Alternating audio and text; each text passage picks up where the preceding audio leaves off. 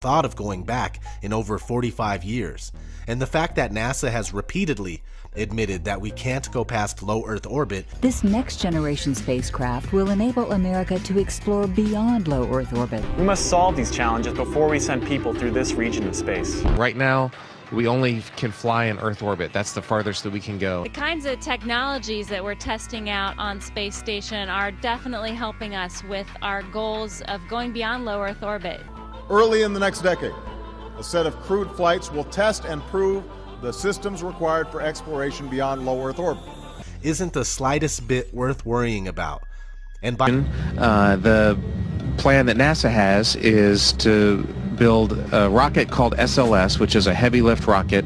It's something that is much bigger than what we have today, and it will be able to launch the Orion capsule with humans on board, as well as landers or other components to destinations beyond Earth orbit. Right now, we only can fly in Earth orbit. That's the farthest that we can go. And this new system that we're building is going to allow us to go beyond and hopefully take humans into the solar system to explore. So the moon, Mars, asteroids, there's a lot of destinations that we could go to.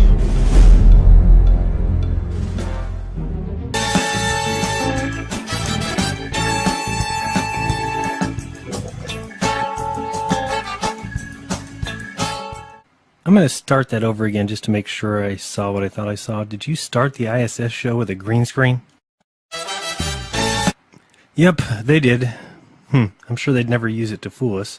How dare you insinuate men could ever lie? I'm appalled. Alrighty, we're going to get to the bottom of this. Can you see stars from space? First up, Don. Well, then you got Alik Pettit and Mike Massissimo. Watch these two and you decide. Are these two men honest?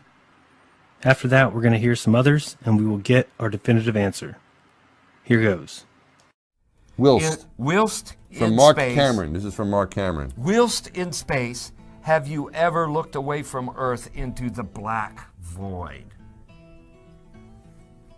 Yeah. All because the you time. can see. Yeah. Because you can see the stars. Oh yeah. You know, and pretty much all the time you can see the stars. Yeah. It's not which a is black cool void. thing. I mean, it's black, but there's all kinds of little polka dots. There's all the stars there, and the cool thing is about it, you can see it during the day. Yeah, you can, and there's more than stars. You can see planets. You can see moons. You see the gas. Magellan clouds of the Milky Way you see galaxy. the Magellanic Clouds. Magellanic. See, I just wanted the Magellan there's a large clouds. one I didn't and a want small one, right? Yeah. And then you can see the zodiacal lights. Whoa. Those are amazing. Right before the lights sunrise. of the zodiac. The lights of the zodiac. The zodiacal lights. Okay, you can see those. Which are and what? Then you Explain can see those the to upper. us. Oh well. I mean, I know what they are, but explain it to the audience. It's this vertical column of fuzzy glow that comes up perpendicular to the horizon shortly before the sunrise. Every time? No, it depends on the viewing angle and such. Not every time, but if the viewing conditions are right, you see this big fuzzy glow that goes way up high, maybe 30 or 40 degrees above the horizon, perpendicular to the horizon. And it's this fuzzy glow. It's a zodiacal light. But one thing to add to this, I think, which is kind of interesting about being able to look into the black void, is that we can't do that when the sun is out here on Earth. And it's not because the sun is so bright. It's because this atmosphere. Right? The light comes through the atmosphere and refracts, and we see blue. It scatters. We see blue. Scatters. So what we see is we see the blue color because the way the light gets bent. Was it only the low scattered, but it's the wavelength of the light that penetrates. Yeah, it's 1 over lambda to the 4. Right, and that's the blue light. Really so blue light is what, the low wavelength or the high wavelength? Low wavelength. Okay, so only the low wave. Yeah, the short wavelengths get scattered. And that's why we see blue. More than the long wavelengths. Right. Here's another one. All right, we'll be keeping track so that we can get a definitive answer here. So far, we've got Mike and Don both say yes, you can see the pinpoints of starlight from space. Who's next? And when you're in space and you're looking into deep space and you're on the sun side of the orbit, the sunlight washes out all the starlight, so you can't see any stars, just like here on Earth. All right, that's Leroy. He's a no. We were never able to see stars from the lunar surface or on the daylight side of the moon by eye without looking through the optics. The sky is a deep black.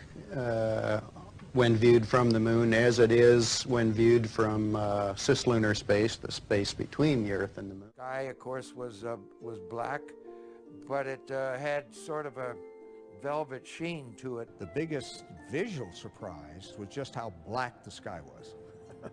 You have a brilliant sun, brighter than any sun you normally would see, even here in New Mexico.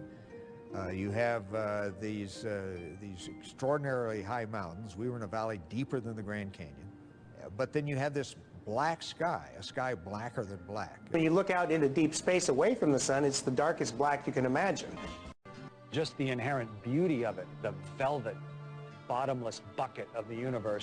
If you're there in the daytime in the moon, you see a full night sky of stars, even with the sun in the sky as well. You don't see stars in the daytime on Earth, not because they're not there, but because the atmosphere is aglow with scattered light from the sun. If you take away the atmosphere, the sun will still be there, but the sky goes dark. That's what the folks get when they go to the edge of the atmosphere, and they're calling that the edge of space. But when you get to the edge of the atmosphere is no longer between you and the rest of the universe, and the stars reveal themselves just as they would at night. So everyone knew this. So you see these photos. I've often tried to explain the difference between darkness, when you turn out the lights and it's dark in here, or blackness.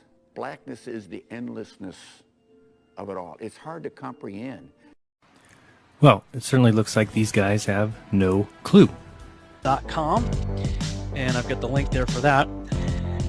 It says, the Earth is protected from fast-moving killer electrons by an invisible plasma shield, which is located thousands of miles above the planet's surface, according to researchers at the Massachusetts Institute of Technology, MIT, and the University of Colorado, Boulder.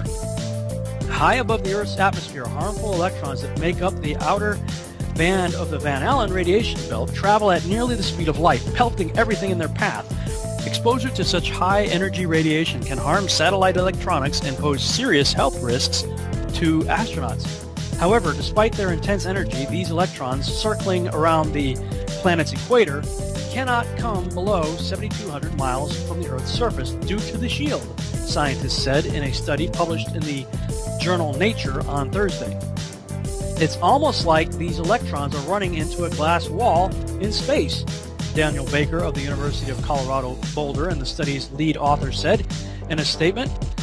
Somewhat like the shields created by force fields in Star Trek that were used to repel alien weapons, we are seeing an invisible shield blocking these electrons. It's an extremely puzzling phenomenon.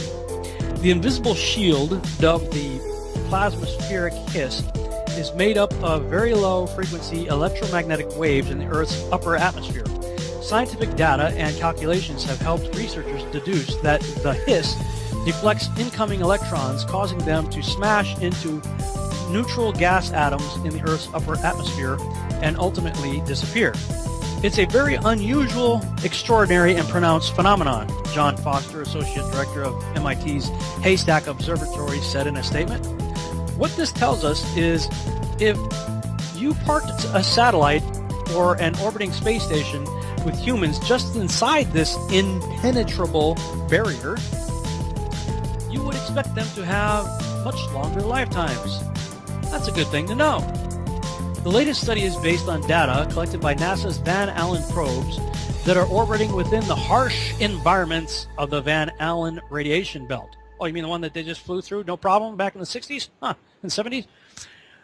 During the study, the researchers observed an, quote, exceedingly sharp barrier, end quote, against harmful electrons, which was steady enough to withstand a solar wind shock in October 2013.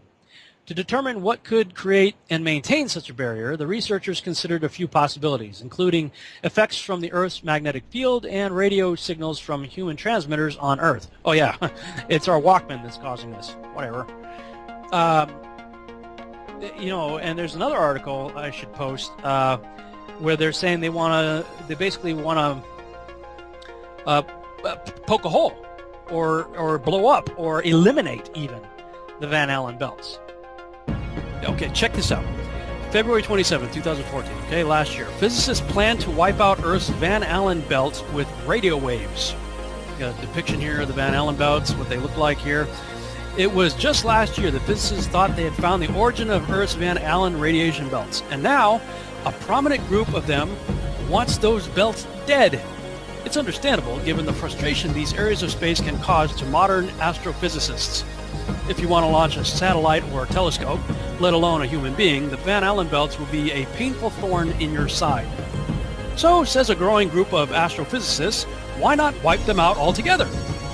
It might seem odd to hear scientists propose destroying a feature of the natural world, but there is a decent scientific argument to be made that these belts provide us nothing useful and that we could lose them without a single negative effect. These guys, they think they came from monkeys, okay? This is the way the Earth is... Okay, all flat Earth globe arguments aside, okay, it's understandable, at least as far as we've been told, that there is a belt of radiation over us. And this belt of radiation apparently helps to protect us from other harmful things coming our way from the sun or what have you.